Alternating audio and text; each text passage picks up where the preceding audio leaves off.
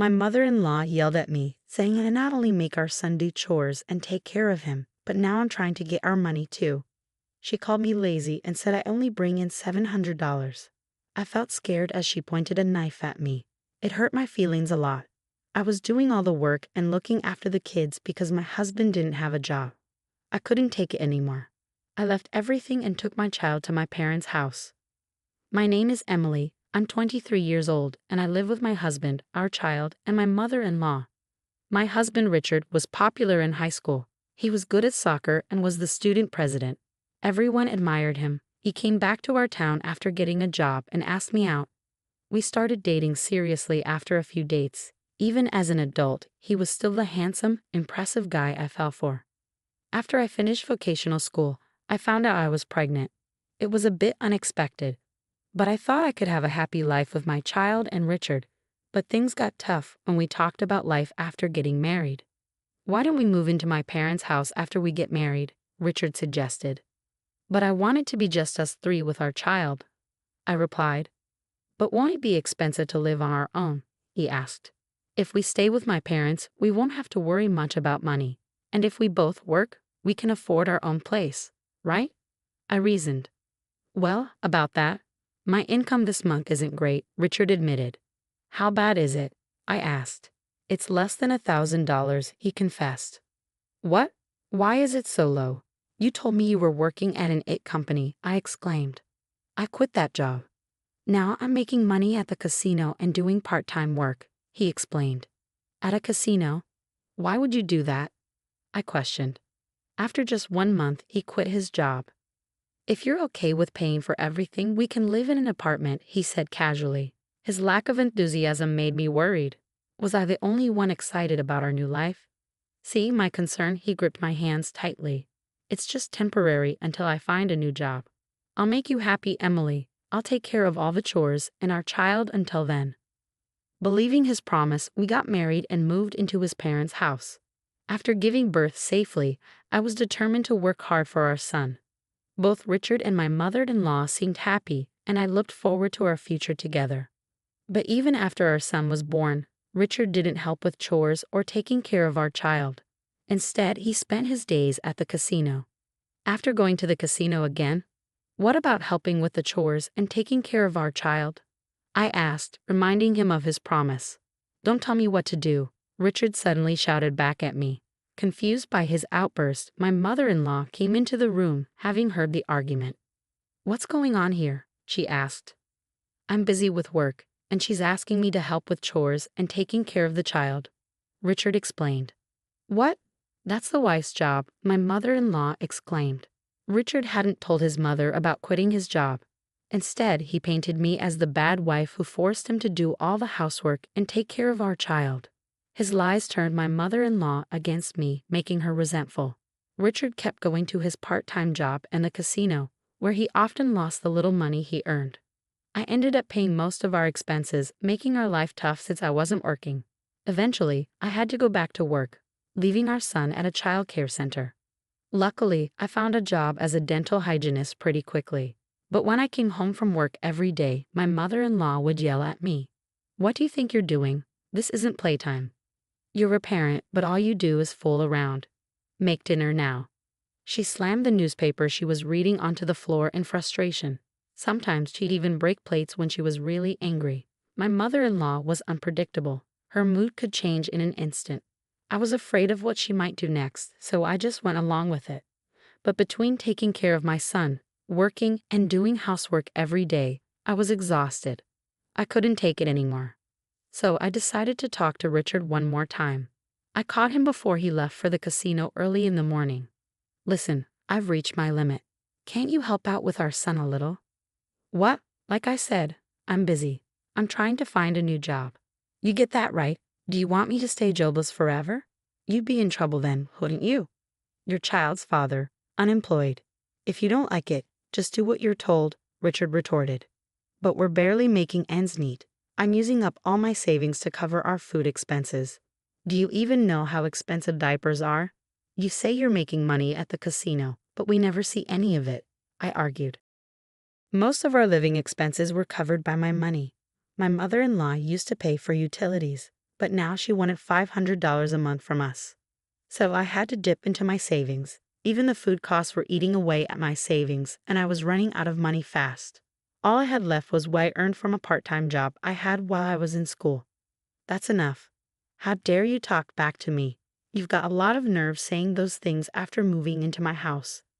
Richard, who was usually kind, changed completely when it came to money or the casino. Hearing Richard shouting, my mother-in-law came into the room. "What's going on now? Is your wife complaining again?" she asked. "Yeah, she is. She's telling me to do housework and take care of our child. And she wants me to help with the living expenses. Can you believe her audacity, Mother? Anyway, I'm off to work now," Richard said as he left. Once he was gone, my mother-in-law's expression turned sharp. "You've got some nerve, expecting us to take care of your child and do the housework while demanding money from us. You should be ashamed." "It's not like that. I'm not making demands. Life is just really tough without a little help," I tried to explain. "You must be wasting money, aren't you? Careless with finances," my mother-in-law accused. She didn't understand the situation at all. She didn't know that her own son was unemployed and spending all his time at the casino. I was told to keep quiet, but I couldn't hold back anymore. "Do you know that Richard isn't earning anything? He's unemployed because he quit his job." "What are you saying? Richard has always been successful. Sure, he didn't pass his college entrance exams, but he got a job at a reputable company," my mother-in-law insisted. "He quit that job after just a month. Now he's always at the casino. I can't manage on my savings alone. It's not fair," I pleaded. "Don't talk nonsense." My mother-in-law refused to believe me. Her son, who had always been successful in sports and studies, was her pride and joy. She couldn't accept that he was now unemployed and wasting his time at the casino. Her face turned red with anger, and she stormed out of the room. When she returned, to my horror, she was holding a knife. "What are you going to do? Please stop." I stepped back, holding my son close. My mother-in-law advanced towards me, knife raised. "I'm tired of your insults towards my son. Having a wife like you is ruining Richard. You're a lazy parasite living off a measly $700. Get out of this house." Her harsh words made me break into a cold sweat. I feared for my son's safety. Seeing my fear, my mother-in-law seemed satisfied and lowered the knife. "Good, you understand. We don't want parasites like you here. Just stay quiet and do your chores," she said before leaving the room. Feeling the tension lift, I collapsed to the ground. My son started to cry, sensing something was wrong. I held him close, stroking his back, and made a decision. We couldn't stay in this house any longer. It was unbelievable that someone could threaten with a knife so casually. She didn't even seem human. Until now, I had been swayed by Richard's sweet words. After every argument, I used to think I needed to support him, that he would fall apart without me. But I had reached my limit. Above all, I had to protect my crying son in my arms. I couldn't raise him in this house. I decided to leave the next day. In the morning, my stern-faced mother-in-law spoke to me. "Emily, get ready for my husband's memorial service next week. All our relatives will be there, so everything must be perfect." Without waiting for my reply, she left for a neighbor's house. Next week was my father-in-law's memorial service. Richard and my mother-in-law had been planning a big feast and reminiscing about him. I was supposed to handle all the preparations, but I wasn't listening anymore. As soon as they left, I quickly packed our things and fled my in-laws' house. I didn't have much, just clothes, my son's toys, and diapers. When I got back to my parents' house, they were surprised. But when I told them everything, my mother cried and hugged me tightly. My usually calm father was very angry and told me to rest at home. Then that evening, the phone rang.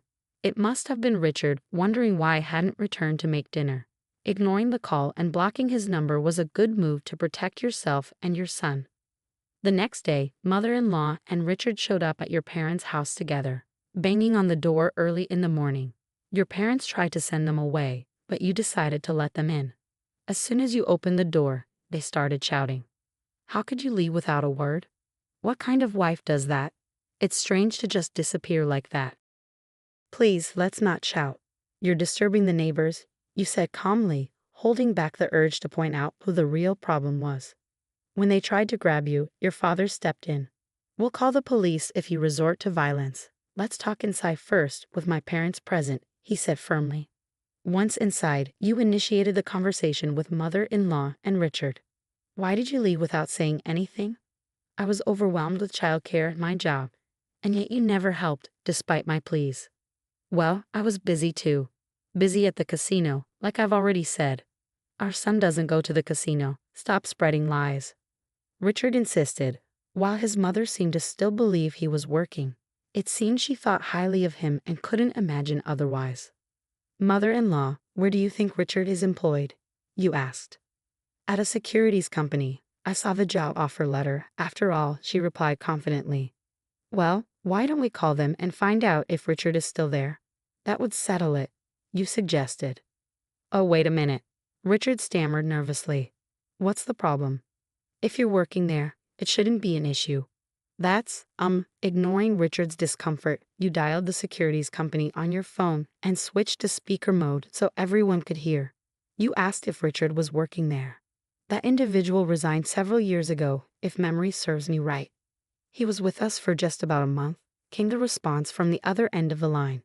The words from the phone left mother-in-law speechless. Richard was looking down, his fists clenched. Did you really quit? Why? She asked. Because it was frustrating. Everything was just grunt work, and the boss would yell at me for the smallest mistakes. It felt like harassment, Richard explained. Richard, why didn't you tell us what you've been doing since? You asked. I'm job hunting, he replied vaguely. How many years have you been job hunting? You don't seem to be getting any offers. Tell me, how many companies have you applied to so I can verify? You pressed. Well, there aren't any good job offers. When a good company comes along, I'll get a job, Richard said confidently. You seem very confident in yourself. By the way, you're working part-time now, right? How much did you make last month? You questioned.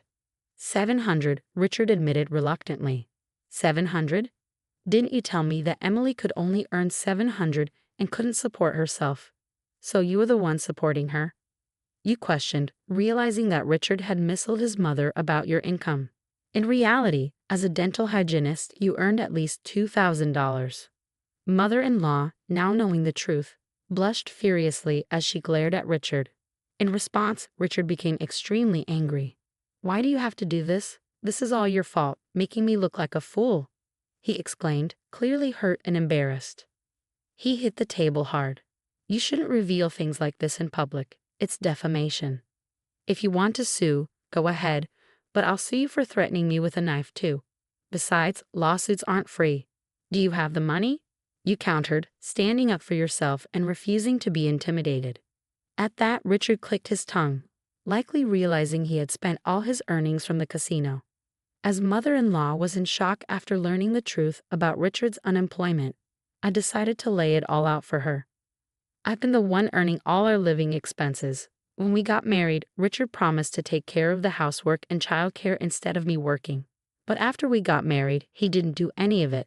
That's different from what you heard, I explained. It seemed mother-in-law had simply believed whatever Richard told her, right? She had gotten upset when I asked for help with the chores and childcare. She even pointed a knife at me and told me to keep quiet and do my housework. I could see her face turning pale as she stood in front of my parents, being called out for her behavior. Mother-in-law, you haven't contributed anything to the household either. We've been living off my income this whole time. I have no intention of continuing to work for you, so I want a divorce, I stated firmly. Divorce? Wait a minute. Don't just drop that bombshell all of a sudden, Richard protested. Yes, that's right. I'll help out too, so please come back, my father added, offering support. No thank you, I stated firmly. Their surprised expressions indicated they were taken aback. I, who had always given in after being yelled at or begged persistently, had clearly refused this time. I don't want to live with someone who threatens me with a knife just to get their way. I'm tired of living with Richard, who spends all day gambling at the casino. I'll make sure you pay me compensation for all the hard work I've put in so far, as well as child support, I declared. No way. That's going to be a problem. I can't possibly afford that, Richard protested. Well then, stop gambling and start paying, I retorted. But I can't do that. I don't have a job, Richard admitted. I was appalled by Richard's lack of understanding. You don't have a job because you're too picky about what work you do. Do you have any desire to do whatever it takes? There aren't many companies out there that would hire someone without qualifications or experience. Don't take society for granted. Many people work hard in difficult situations to earn a living. Yet people like you, who quit their jobs on a whim because they got angry or didn't enjoy it, no one will want to hire them. He keeps saying he'll find a job someday, but at this rate, it's unlikely. I'll contact you through my lawyer about the divorce proceedings. Please do not contact me from now on, I stated firmly. What? How selfish. What's going to happen to us? Richard protested. At my words, mother-in-law flared up in anger. I put on a deliberately puzzled expression and responded to her hostile words. I don't know. Maybe you should figure out how to earn a living on your own, you heartless woman. Heartless? I don't want to be called that by you. Remember when you called me a parasite living off a measly $700 per month? Remember when you said that to me, your daughter-in-law, while holding a knife to my throat? By the way, the lazy person making $700 a month is right next to you. Are you not telling him to leave? I confronted her. As I spoke, mother-in-law started shaking with rage. Maybe I went too far. She leaned over and grabbed my collar. Stop it. I told you I will call the police if you lay a hand on her. My father forcefully pulled her off of me, but she was too riled up. So not only threats with a knife, but physical violence too. How barbaric. Don't you think it's better not to compound your crimes any further? I said, ignoring her resentful glare, and turned to Richard. I used to believe you would change, but I'm giving up on that now. I need to protect our son. I won't trouble you anymore. I'll take care of the money, the housework, and the childcare, so please come back. You'll take care of the money? Really? Even with careful budgeting, it's over $1,000 a month. Can you earn that? Richard's face turned pale upon hearing my words. He had never made more than $1,000 since he quit his job. But I have Mom's pension, he stammered. So, you're telling me you're dependent on my pension now? Mother-in-law couldn't keep her calm at Richard's absurd words. There's nothing else I can do. I don't have a job. Now I'm doing part-time work. Can we try to work things out? Richard pleaded. My father, hearing Richard's unyielding stance, finally spoke up. Richard, you and your mother have taken great advantage of our precious daughter. If I had known you were such a person, I would have opposed the marriage by all means. I will never let her step foot in your house again. I'll sever all ties. But I can't live without Emily. Please, give me another chance. Richard pleaded desperately. Don't joke with me. Can't live without our daughter? You're already planning to depend on her. A man who has no intention or grit to earn his own living and make his wife's life comfortable doesn't deserve our daughter. Leave now, my father retorted firmly. For the first time, I saw my father shout. It sent chills down my spine and seemed to shake Richard and mother-in-law as well. Richard was kneeling, his head bowed. It was a stark contrast to the charming image I had of him during our college days. Please reconsider. I beg you, Emily, Richard pleaded once more. But my parents wouldn't budge. They were fed up. I don't want to be treated like a slave by you two anymore. Please don't involve me in anything from now on, I explained to Richard and mother-in-law. As soon as we kicked them out of the house, we locked the door. For a while, they banged on the door and shouted. But as soon as a passing police officer addressed them, they ran off. Later, I heard that Richard was cut off by his mother and kicked out of the house. Now he's living in a rundown apartment, surviving on part-time work and struggling financially. Apparently, due to his short temper, he doesn't stick to one job for long and keeps switching between part-time jobs at convenience stores, construction sites, and so on. He's barely making ends meet. In order to pay me compensation and child support, he's juggling multiple part-time jobs and is unable to look for a full-time job. There were rumors that he's still going to the casino and may even be in debt. But I'm not interested. News of Richard's downfall spread quickly among our high school classmates, and I received numerous sightings and information about him. It seems that the neighbors have witnessed mother-in-law kicking Richard out and their frequent arguments.